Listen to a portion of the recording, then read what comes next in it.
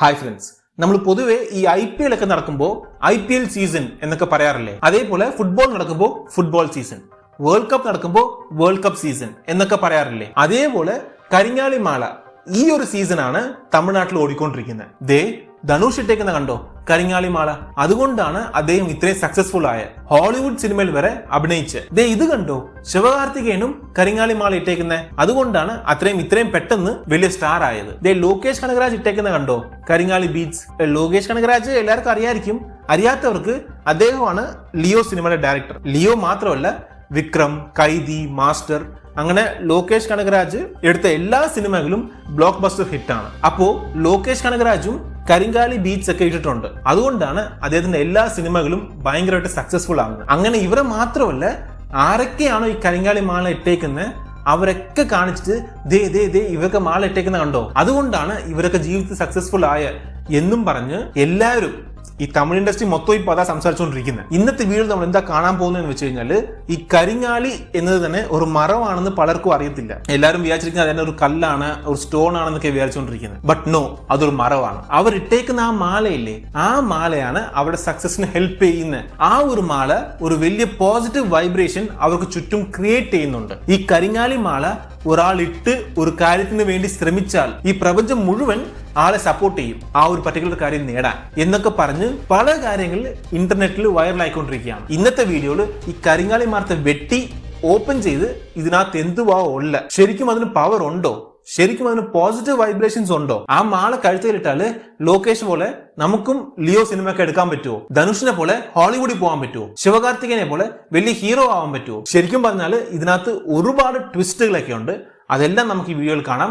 But അതിന് മുന്നേ നിങ്ങൾ ചാനൽ സബ്സ്ക്രൈബ് ചെയ്തില്ലെങ്കിൽ എത്രയും പെട്ടെന്ന് സബ്സ്ക്രൈബ് ചെയ്യുക. കാരണം നിങ്ങൾക്ക് അതൊരു ചെറിയ കാര്യമാണ്, ഒരു ബട്ടൺ പ്രസ് ചെയ്യേണ്ട കാര്യമേ ഉള്ളൂ. ബട്ട് എനിക്ക് അതൊരു വലിയ മോട്ടിവേഷൻ തന്നെയായിരിക്കും. Welcome to Haris talks. Let's get started.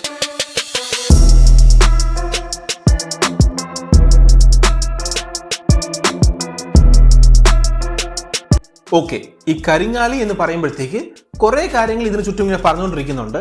But ഇപ്പോ ലേറ്റസ്റ്റ് ആയിട്ട് പറയുന്നത് എന്തുവാന്ന് വെച്ച് കഴിഞ്ഞാല്, കരിങ്ങാലി മരത്തിൽ നിന്ന് ഉണ്ടാക്കിയ മാല ഇട്ടാല് അത് ആ വ്യക്തിയെ ജീവിതത്തിൽ സക്സീഡ് ആകാൻ ഹെൽപ്പ് ചെയ്യും. അതുകൊണ്ടാണ് ലോകേഷ് ആയിക്കോട്ടെ, ധനുഷ് ആയിക്കോട്ടെ, ശിവകാർത്തികൻ ആയിക്കോട്ടെ, ഇവരെല്ലാരും ഈ മാല ഇട്ടുകൊണ്ട് നടക്കുന്ന എന്ന് പറഞ്ഞ് നമ്മുടെ നാട്ടിൽ സ്റ്റാർട്ട് ചെയ്ത് ഫോറിൻ കൺട്രീസിലുള്ളവരെ വരെ കമ്പയർ ചെയ്യുന്നുണ്ട്. ഇവരൊക്കെ ഇട്ടിട്ടുണ്ട്, അതുകൊണ്ടാണ് ഇവരൊക്കെ അച്ചീവ് ചെയ്തത്.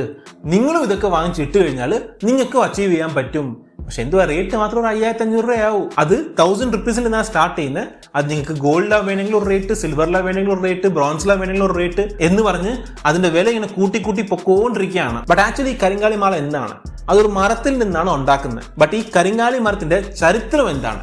നമുക്ക് ആദ്യം തൊട്ടേ അവിടുന്ന് വരാം. ശ്രീലങ്ക, ഇന്ത്യ, പ്രത്യേകിച്ച് സൗത്ത് ഇന്ത്യ, ഈ ഏരിയയിലൊക്കെ നമുക്ക് ഈ കരിങ്ങാലി മരങ്ങൾ കൂടുതൽ കാണാൻ പറ്റും. ഈ കരിങ്ങാലി മരം നമ്മൾ വെട്ടിയാൽ അത് അകവശം മുഴുവൻ ബ്ലാക്ക് കളറിലായിരിക്കും ഉള്ളത്. അതുകൊണ്ടാണ് ഈ കരിങ്ങാലി എന്ന പേര് ഇതിന് വന്നത്. ഇനിഷ്യലി ഈ മരം ശ്രീലങ്കയിലും സൗത്ത് തമിഴ്നാട്ടിലുമാണ് കൂടുതൽ ഉണ്ടായിരുന്നത്. ബട്ട് ഇന്ന് ഇതിന്റെ ഡിമാൻഡ് കാരണം ഇപ്പോ ജയ്പൂരിൽ വളർത്തുന്നു, ഫോറിൻ കൺട്രീസിലൊക്കെ വളർത്തുന്നുണ്ട്. ബട്ട് ഇതിനകത്ത് ട്വിസ്റ്റ് എന്താന്ന് വെച്ച് കഴിഞ്ഞാൽ, 1995 നമ്മൾ ഈ കരിങ്ങാലി മരം ഒരുപാട് യൂസ് ചെയ്യാൻ തുടങ്ങി. പണ്ടൊക്കെ ഇതെന്തിനാ യൂസ് ചെയ്തിരുന്നത് എന്ന് ചോദിച്ചു കഴിഞ്ഞാൽ, ഈ വയലിൻ ഉണ്ടാക്കാനും പിയാനോ ഉണ്ടാക്കാൻ, പിന്നെ ഫേർണിച്ചേഴ്സ് വീട്ടിലുണ്ടാക്കാൻ, അലമാരയൊക്കെ ഉണ്ടാക്കാൻ, ലൈക്ക് നല്ല സ്ട്രോങ് തടിയിൽ ഫേർണിച്ചേഴ്സ് ഉണ്ടാക്കണമെങ്കിൽ ഈ കരിങ്ങാലി മരത്തിന്റെ തടി വെച്ച് ഉണ്ടാക്കുമായിരുന്നു. ആക്ച്വലി കരിങ്ങാലി മരത്തിന്റെ സ്പെഷ്യാലിറ്റി എന്താന്ന് വെച്ച് കഴിഞ്ഞാൽ, അത് നമുക്ക് നന്നായിട്ട് ഷൈൻ ചെയ്യിക്കാൻ പറ്റും, നന്നായിട്ട് തിളങ്ങും.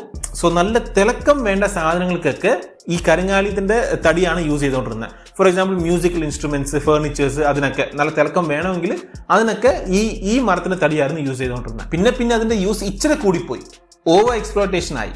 അതുകൊണ്ട് ഇന്ത്യൻ ഗവൺമെന്റ് ലൈസൻസ് ഉണ്ടെങ്കിൽ മാത്രമേ അത് നിങ്ങൾക്ക് വെട്ടാൻ പറ്റൂ, ചുമ്മാ വെട്ടാൻ പറ്റത്തില്ല എന്ന് പറഞ്ഞു. എപ്പോഴും നമ്മളൊരു കാര്യം റെസ്ട്രിക്ട് ചെയ്യുമ്പോഴേ അതിന്റെ ഡിമാൻഡ് കൂടത്തുള്ളൂ. കാരണം ആ സാധനം കുറഞ്ഞു പോകും, പിന്നെ കരിങ്ങാലി കിട്ടാൻ പാടായി പോകും.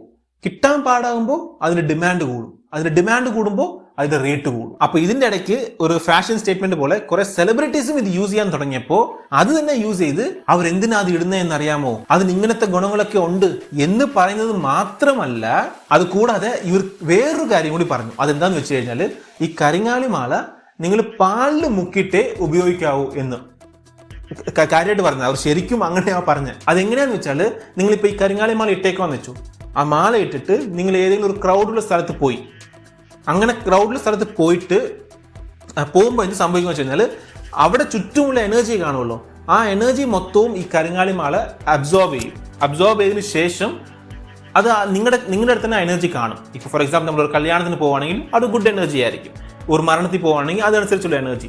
അപ്പോൾ ആ എനർജി നിങ്ങൾക്ക് വേണമെങ്കിൽ നിങ്ങൾക്ക് ഒന്നും ചെയ്യേണ്ട, ആ മാല അതേപോലെ ഇട്ടിട്ട് അങ്ങ് പോയാൽ മതി, കുഴപ്പമില്ല. ബട്ട് ചിലപ്പോൾ എല്ലാം പോസിറ്റീവ് എനർജി ആയിരിക്കണമെന്നില്ലല്ലോ, ചിലപ്പോൾ നെഗറ്റീവ് എനർജിയും കാണും.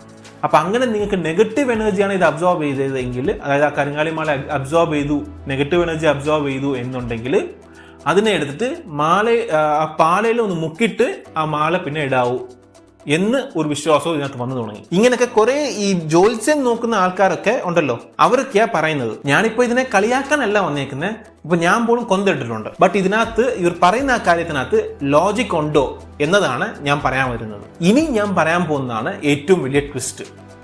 ഈ കരിങ്ങാലിമാരുടെ കഥ, അതായത് ഈ പോസിറ്റീവ് എനർജി ഉള്ള ഈ കരിങ്ങാലിമാല എന്നൊക്കെ പറയുന്നില്ലേ, അതിന്റെ കഥ ഇപ്പോഴാണോ സ്റ്റാർട്ട് ചെയ്തത് എന്ന് ചോദിച്ചാൽ അല്ല. ഇത് നമ്മുടെ നാട്ടിൽ ജ്യോത്സ്യം നോക്കുന്ന പലർക്കും തന്നെ അറിയാത്ത ഒരു കാര്യമാണ്.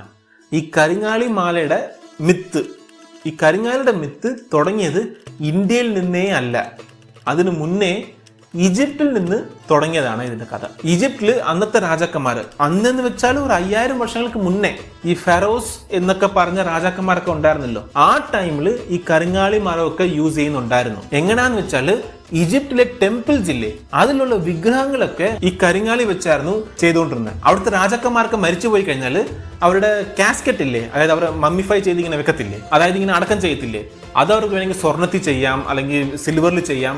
ബട്ട് അങ്ങനെയൊന്നുമല്ല, അവര് കരിങ്ങാലിയിലാണ് അവരെ മമ്മിഫൈ ചെയ്ത് അടക്കം ചെയ്യുന്നത്. കാരണം അവർക്ക് അത്രയും ഡിവൈൻ ആയിരുന്നു, അത്രയും ഒരു പരിശുദ്ധമായിട്ടുള്ള ഒരു കാര്യമായിരുന്നു ഈ കരിങ്ങാലി എന്ന് പറയുന്നത്. അത് മാത്രമല്ല, അന്നത്തെ കാലത്ത് ഈജിപ്തിൽ ഗിഫ്റ്റ് ഒക്കെ കൊടുക്കണമെങ്കിൽ, ലൈക്ക് ഹസ്ബൻഡ് വൈഫ് ലവേഴ്സ് ഒക്കെ ഗിഫ്റ്റ് കൊടുക്കണമെങ്കിൽ അവർ കൂടുതലും ഈ കരിങ്ങാലിയിലായിരുന്നു കൊടുത്തിരുന്നത്. കരിങ്ങാലിയിൽ കൊടുത്തു കഴിഞ്ഞാൽ it's a sign of fertility, love, prosperity, അങ്ങനെയൊക്കെയായിരുന്നു അവരുടെ വിശ്വാസം. ബട്ട് ഇതിനകത്ത് ഹൈലൈറ്റ് ആയിട്ടുള്ള കാര്യം എന്താണെന്ന് വെച്ച് കഴിഞ്ഞാൽ അവർ ഈ കരിങ്ങാലിനെ ഇത്രയും ഡിവൈനായിട്ട് പ്യോറായിട്ട് വിശുദ്ധമായിട്ട് കരുതിയിരുന്നു എങ്കിൽ പോലും ഈ ഈജിപ്തിന്റെ സിവിലൈസേഷൻ നശിച്ചു പോയപ്പോൾ രക്ഷിക്കാൻ ആർക്കും കഴിഞ്ഞില്ല എന്നതാണ് ചരിത്രം. പിന്നെ ഈജിപ്തിൽ ഈ കരിങ്ങാലിയുടെ ആ ഒരു വിശ്വാസമില്ല, ആ ഒരു ഫെയിം ഇങ്ങനെ പതുക്കെ കുറഞ്ഞു വരുന്നു.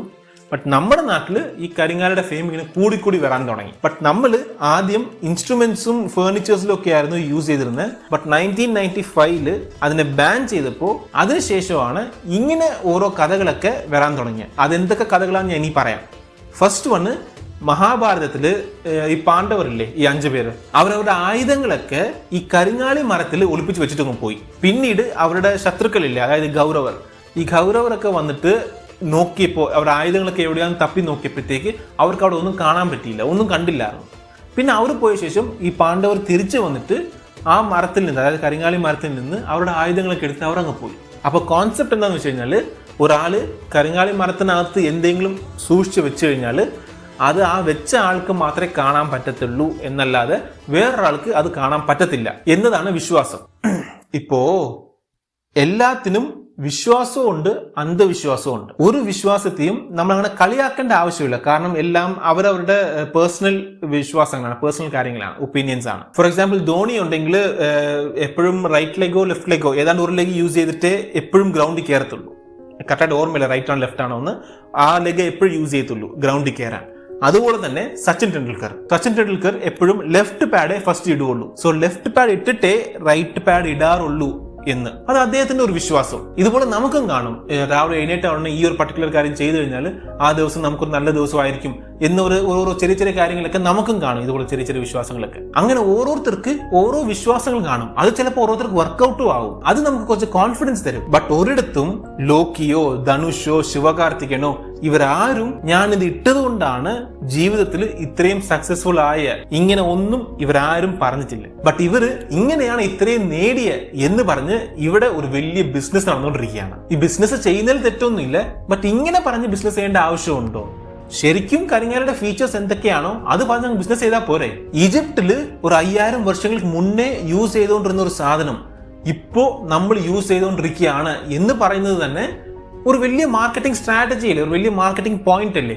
അത് വെച്ചിട്ട് ഒരു ബിസിനസ് ചെയ്തൂടെ? 5000 വർഷങ്ങൾക്ക് മുന്നേ ഒരു സിവിലൈസേഷൻ യൂസ് ചെയ്തിരുന്ന ഒരു മാല ഇപ്പോഴും നമ്മൾ ഉണ്ടാക്കുന്നുണ്ട് എന്ന് പറയുന്നത് തന്നെ ഒരു വലിയ കാര്യമാണ്. ആ മാല ഉണ്ടാക്കുന്ന ഒരു 4 പേർക്ക് ജോലി കിട്ടും, ഒരു ബിസിനസ് നടക്കും, നടക്കട്ടെ. പക്ഷെ സത്യം പറഞ്ഞ ബിസിനസ് നടക്കട്ടെ. അല്ലാതെ നിങ്ങൾ കരിങ്ങാലി ഇട്ടാലേ നിങ്ങൾ ജീവിതം സക്സീഡ് ആവത്തുള്ളൂ, നിങ്ങളുടെ ചുറ്റുമുള്ള എനർജിയൊക്കെ ഈ കരിങ്ങാലി അബ്സോർബ് ചെയ്യും, ഇതൊക്കെ കുറച്ച് ഇതിപ്പോ എങ്ങനെയാ പറയാ, കുറച്ച് അന്ധവിശ്വാസമൊക്കെ കയറി വരുന്നുണ്ട്.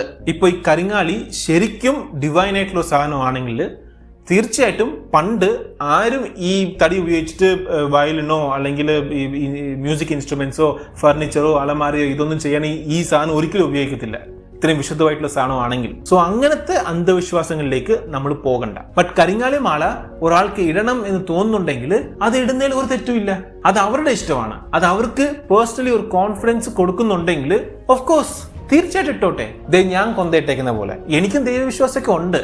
ബട്ട് അത് എപ്പോഴാ തെറ്റാവുന്നതെന്ന് വെച്ച് കഴിഞ്ഞാൽ അവരുടെ വിശ്വാസത്തെ എന്തെങ്കിലും ഇല്ലാത്തതൊക്കെ പറഞ്ഞ് അങ്ങനെ പറഞ്ഞിട്ട് നൈസായിട്ട് അതിൽ നിന്ന് പണം ഉണ്ടാക്കുന്ന കുറച്ച് പേര് കാണില്ലേ, തെറ്റായ വിശ്വാസം അന്ധവിശ്വാസത്തിലേക്ക് നയിക്കുന്നതൊക്കെ, അതൊക്കെയാണ് പ്രശ്നം. ആൻഡ് ഈ കരിങ്ങാലിയെ കുറിച്ച് പറയുന്ന ഓരോ കാര്യങ്ങളൊക്കെ നമുക്ക് ഡീബങ്ക് ചെയ്യാം. ഫസ്റ്റ് വണ്, ഇത് ശ്രീലങ്കയിൽ മാത്രമേ വളരൂ എന്ന വിശ്വാസമുണ്ട്. ബട്ട് അങ്ങനെ ഒന്നുമില്ല.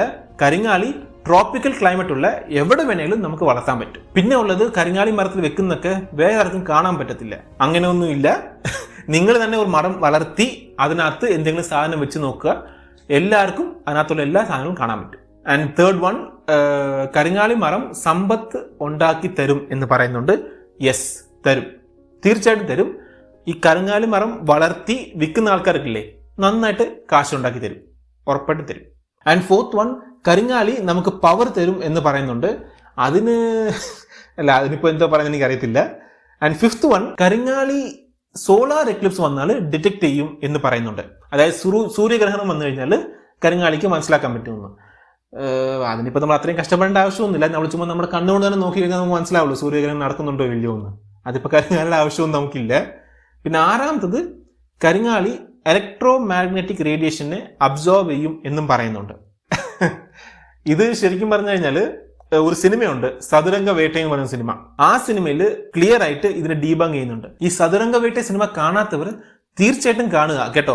എല്ലാവരും കാണേണ്ട സിനിമയാണ്. യൂട്യൂബിൽ തന്നെ ഉണ്ട്, ഫ്രീ ആയിട്ട് കാണാൻ പറ്റും. തീർച്ചയായിട്ടും കണ്ടു നോക്കുക. സോ ബേസിക്കലി ഇങ്ങനെയൊക്കെ ഒരാൾ പറയുന്നുണ്ടെങ്കിൽ അതിന് കാരണം എന്ന് വെച്ചാൽ ഇപ്പോ കറന്റ്ലി ഉള്ള മാർക്കറ്റ് റേറ്റിനേക്കാളും ആ റേറ്റിനെ ഇച്ചിരി കൂടെ കൂട്ടാൻ വേണ്ടിയിട്ടാണ് ഇതൊക്കെ നടക്കുന്നത്. ഇതിപ്പോ വലുതായിട്ട് എക്സ്പ്ലെയിൻ ചെയ്യേണ്ട കാര്യമൊന്നും ഇല്ല, എല്ലാവർക്കും ഏകദേശം മനസ്സിലായി കാണും. ഇടുന്നവരെ കളിയാക്കണ്ട, ഇടാൻ പാടില്ല എന്നും പറയേണ്ട ആവശ്യമില്ല. കാരണം എല്ലാവരും ഓരോ ബിലീഫ് സിസ്റ്റത്തിലാണ് ഇരിക്കുന്നത്. കാരണം ദൈവം ഇല്ല എന്ന് പറയുന്നവന് പോലും അതൊരു വിശ്വാസമില്ലേ? അതായത് ദൈവം ഇല്ല എന്നത് ഒരു വിശ്വാസം, ആ ദൈവം ഇല്ല എന്നത് ഇന്ന് വിശ്വസിക്കുന്നില്ല അയാള്. അപ്പൊ അത് തന്നെ ഒരു വിശ്വാസമല്ലേ? അപ്പൊ അവിടെ തന്നെ ഒരു വിശ്വാസം ഉണ്ടല്ലോ. ബട്ട് ഈ വിശ്വാസമൊക്കെ യൂസ് ചെയ്തിട്ട് നടുക്ക് ഒരാൾ ബിസിനസ് ചെയ്യുന്നില്ലേ, അവിടെയാണ് പ്രശ്നമുള്ളത്. ബിസിനസ് ചെയ്യേണ്ടെന്ന് ഞാൻ ഒരിക്കലും പറയത്തില്ല, ബിസിനസ് ചെയ്തോ, ബട്ട് ഉള്ള കാര്യം പറഞ്ഞ് കറക്റ്റ് ചരിത്രം പറഞ്ഞിട്ട് ബിസിനസ് ചെയ്യുക. ഈ വീഡിയോ നിങ്ങൾക്ക് ഇഷ്ടമായാലും സബ്സ്ക്രൈബ് ചെയ്യുക. ഹലോ ബ്രോ ഇതെന്തോന്ന് വീഡിയോ തീർന്നോ? ഈ സിനിമാ നടന്മാരൊക്കെ എന്തിനാ മാല ഇട്ടേക്കെന്ന് പറ, അത് കാണാനല്ലേ ഞങ്ങൾ ഇരിക്കുന്നത്. ഓക്കെ, ഇപ്പോ ഇവരൊക്കെ എന്തിനാ ഇട്ടേക്കുന്നത് എന്ന് ചോദിച്ചു കഴിഞ്ഞാൽ നമ്മൾ നേരത്തെ പറഞ്ഞതുപോലെ തന്നെയാണ്. ഇപ്പൊ നിങ്ങൾക്ക് ഇഷ്ടപ്പെട്ട ഒരു വാച്ച് ഉണ്ടെന്ന് വെച്ചോ, നിങ്ങൾ എവിടെ പോയാലും ആ വാച്ച് ഇട്ടിട്ടാണ് പോകുന്നത്. അതെന്താ അന്ധവിശ്വാസമാണോ? അങ്ങനെ ഒന്നും ഇല്ല. ജസ്റ്റ് ഒരു ഫാഷൻ സ്റ്റേറ്റ്മെന്റ് ആയിട്ടും നിങ്ങൾക്ക് അത് ഇടാലോ, അല്ലേ? അവർക്കറിയാം ഇത് ഇട്ടിട്ട് പുറത്ത് വന്നു കഴിഞ്ഞാൽ എത്ര ക്യാമറ റെക്കോർഡ് ചെയ്യുമെന്ന്. അതൊരു ഫാഷൻ സ്റ്റേറ്റ്മെന്റ് ആയിട്ട്, ഒരു ഡേസി ഫാഷൻ ആയിട്ടും യൂസ് ചെയ്തിരിക്കാം, അല്ലേ? ഓരോരുത്തർക്കും ഓരോ വിശ്വാസങ്ങളുണ്ട്. ബട്ട് ആ വിശ്വാസത്തെ അന്ധവിശ്വാസമാക്കുന്നത് അവർക്ക് ചുറ്റുമുള്ള ആൾക്കാരാണ്. ആ പണി നമ്മുടെ ജനറേഷൻ ചെയ്യേണ്ട എന്ന് മാത്രം പറഞ്ഞ് ഞാൻ ഈ വീഡിയോ അവസാനിക്കുകയാണ്. ഈ വീഡിയോ കുറിച്ചുള്ള നിങ്ങളുടെ അഭിപ്രായങ്ങൾ കമന്റ് സെക്ഷനിൽ പറയാം. അത് മാത്രമല്ല, നമ്മുടെ നാട്ടിൽ നടന്നുകൊണ്ടിരിക്കുന്ന വേറെ ഏതെങ്കിലും ഒരു ടോപ്പിക്കിനെ കുറിച്ചും ഞാൻ സംസാരിക്കണം എന്ന് നിങ്ങൾ ആഗ്രഹിക്കുന്നുണ്ടെങ്കിൽ തീർച്ചയായിട്ടും കമന്റ് സെക്ഷനിൽ പറയാം. ഞാൻ റിസർച്ച് ചെയ്ത് അതിനെക്കുറിച്ചുള്ള വീഡിയോ ഞാൻ ഉണ്ടാക്കുന്നതായിരിക്കും. സോ സബ്സ്ക്രൈബ് ചെയ്തില്ലെങ്കിൽ സബ്സ്ക്രൈബ് ചെയ്യുക. ഇനി അടുത്ത വീഡിയോ കാണുന്നവരെ ഗുഡ് ബൈ.